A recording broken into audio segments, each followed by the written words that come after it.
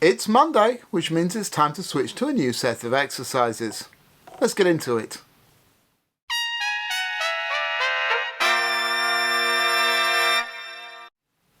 Hi, Bryan from Airflow Music here. Welcome back. This is day 13 of our Go Practice Daily series. Hope you're having a great day today. It is, as I said, Monday, so it's time to switch up the set of exercises. So, we're going to move to set 3 of the daily drills. And we're changing this up slightly again. As you'll see, exercise 1, very small change. Exercise 2, slightly bigger change. So we'll check out what that means in a minute. Anyway, as ever, these exercises are available as a free downloadable PDF from the Airflow Music online store, and you will find the link in the description below. As always, you go over there, add it to cart, check out, it's free. Okay? So you'll be able to get that nice and easily and follow along with us. So, with that, I don't think there's anything else particularly to deal with here, so let's get into exercise 1.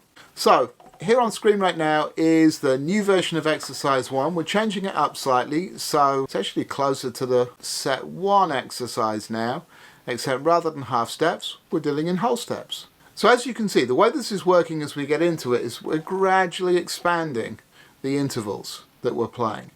The idea being that we're trying to generate stability in our embouchures. So as we make those movements and the intervals get gradually larger and larger, we can still hold everything in place and keep everything nice and set so we don't get any extraneous movement. Okay?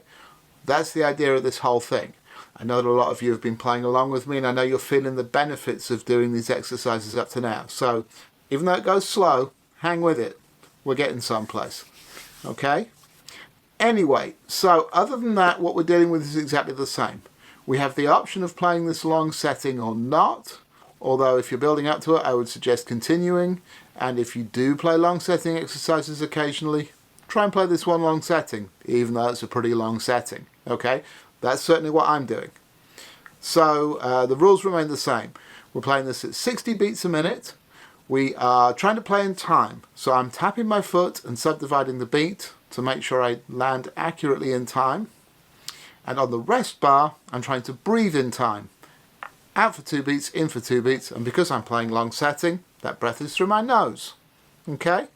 So, other than that, not too much to say. We're going to get straight into this one and get cracking because there's a little more to talk about with exercise 2. Okay? So let's get into it.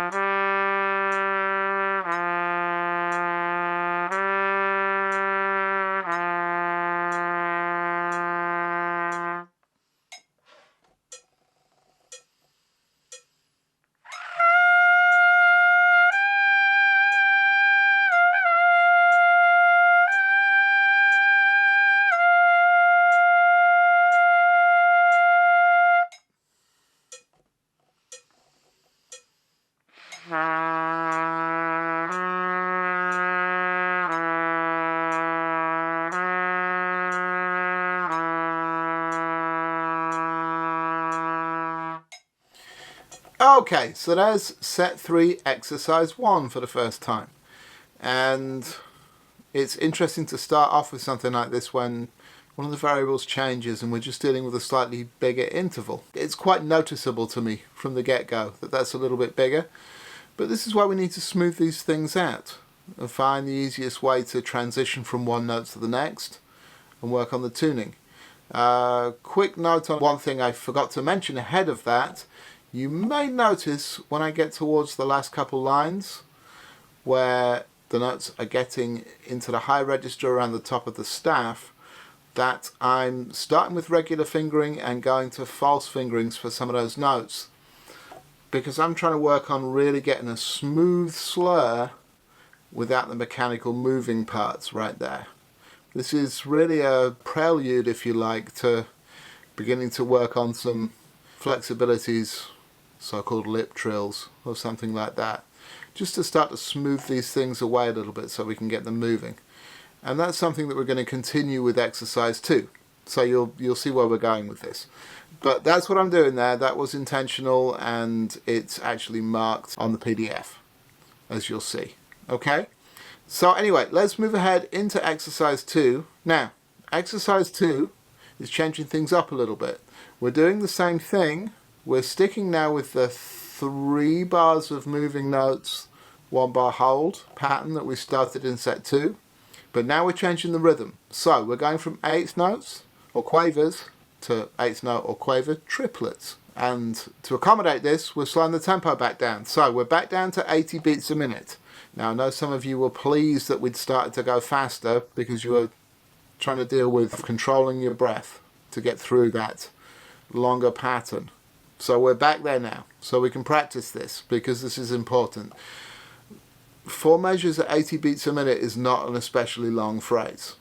So we need to start to deal with that so we can play things more easily. Okay? When we're actually dealing with music out in the world. Good. So this exercise is up on the screen right now. But as you can see, we're now moving to 8th notes triplets, as I said. So we're doing the same pattern. The first bar is slurred, the second bar is tongued, the third bar alternates between slurring and tonguing. 2 beats each, okay? We've got the same 2 bars rest in between, so we are resetting, getting the mouthpiece off of our lips and resetting before we hit the downbeat after 2 bars rest. Now, once again, what I'm dealing with specifically here for the last 2 or 3 higher keys at the end of the page, what I suggest you do, and what I'm certainly going to do, is treat these as flexibilities. Use the alternate fingerings to accommodate playing these without moving the valves and starting to get a slow, controlled lip trill sort of thing. They should be called tongue trills. But anyway, we'll get into that at another time. We need to get that happening and get that starting to move. So we're looking to just get as smoothly as possible from note to note and start to discover where those slots are. This is a pattern you're going to see emerge gradually in different registers as we expand the size of these intervals in the coming weeks. Okay? This is secretly, I guess the secret's out. This is secretly my approach to developing flexibility. So that's what we're actually working towards here, is developing the agility to get around the horn a little more easily and really start to transition smoothly from note to note, whatever the interval is. This is how we build it up. Okay? So this is what we're dealing with. Anyway, so you will notice the alternate fingerings will be marked. Some of them aren't super in tune. Do your best to play them in tune. But it's also important just to get used to making that whole step movement. Okay? Without relying on the valves. Good. So, here's exercise 2. We are going at 80 beats a minute, as I said. And nice deep breaths, good breath support. Keep that chest up. And that should help you get through it. And remember, when you're on the tonguing ones, this is where all the air disappears. We don't need to blow every time we tongue a note. I'll link the tonguing efficiency video from a couple of weeks ago underneath, so you can check that out again if you missed it, okay? That'll give you more tips on dealing with this. Anyway, let's get into exercise 2.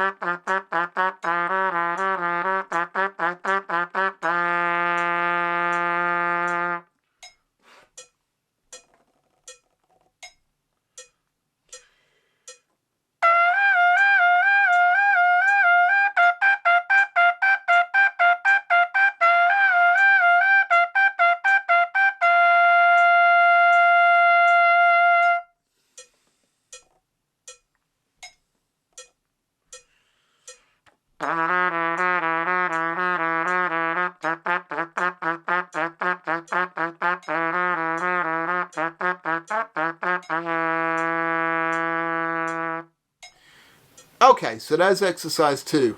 And this makes it a little more interesting now, doesn't it? Not only moving a little faster, but dealing with these false fingerings and these flexibilities at the top of the staff. How are we finding this? In particular, please actually comment below and let me know how you find the tempo on this, because in playing it I realise it's quite a noticeable jump.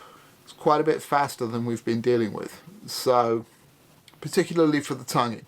So let me know how you feel about that. Would it benefit you to start a little slower and then build back up to the 80 beats a minute triplets? Just let me know, please, in the comments below. Other than that, I felt like this went reasonably well for a first time out. The thing I need to focus on personally is my rhythm. Really getting those triplets nicely in time. All the subdivision up to this point has been 4 based. We've been subdividing 16th notes. So obviously now we're going to subdivide triplets instead so we can land correctly. But it changes things up a little bit. So that's something we need to watch out for. It's certainly something I need to watch out for. This is not rhetorical. This is totally me. I need to do better at playing in time on those things. And, you know, and working these kind of things, particularly at the top of the staff there, is really going to help with ironing out some evenness in my own flexibility. And that's part of the reason I wanted to do this in the first place, which is to get to this point so we can start to get into these things and start to dial in these things that should be fairly basic and really get them nice and even and consistent. Okay? So, now you're seeing behind the curtain a little and see what I'm up to here. I hope you're enjoying these exercises. I hope you're enjoying the new challenge that this particular set presents. And once again, please do comment below and let me know, see how you find it and how you're getting on with all of this. And other than that, I don't think there's too much else to say for this one, so I'd better get to editing because this one's going to be out late and I don't want it to be too late. So I'm going to go crack on and deal with that. But in the meantime, all the usual stuff applies. Please hit the like button if you've enjoyed this video and found it helpful. Please do subscribe to the channel and ring the notification bell if you haven't already. And other than that, yeah, the exercise is available, as I said, to download from the Airflow Music online store. You will find the link in the description below. Please go ahead and do that so you can follow along, play along. Any other questions or comments?